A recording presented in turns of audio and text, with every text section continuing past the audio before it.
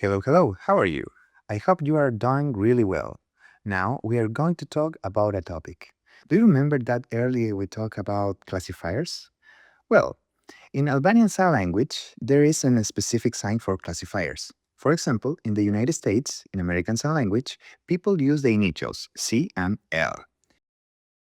In Chile, on the other hand, my country, there is a sign for classifiers.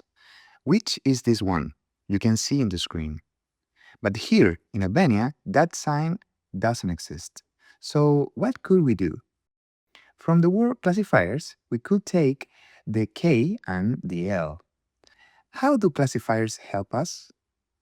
They are very important and useful tool. But why?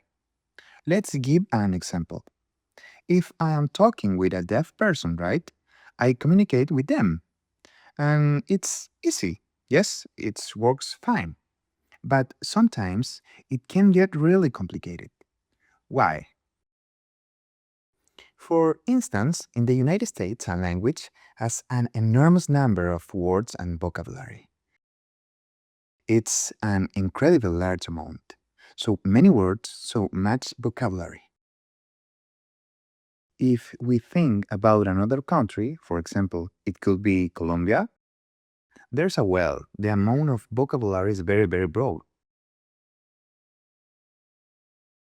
Another example could be my country, Chile, which also has a lot of vocabulary, maybe a bit more modest, not as big. But in the case of Albania, when I look at the number of sign words the language has, it's still quite limited.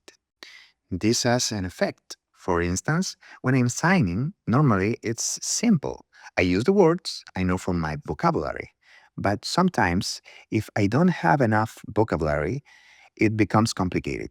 That's the moment when I turn to this resource, these signs that help me communicate. And where do I get these signs? From classifiers. So by using them, I can express myself better in the language.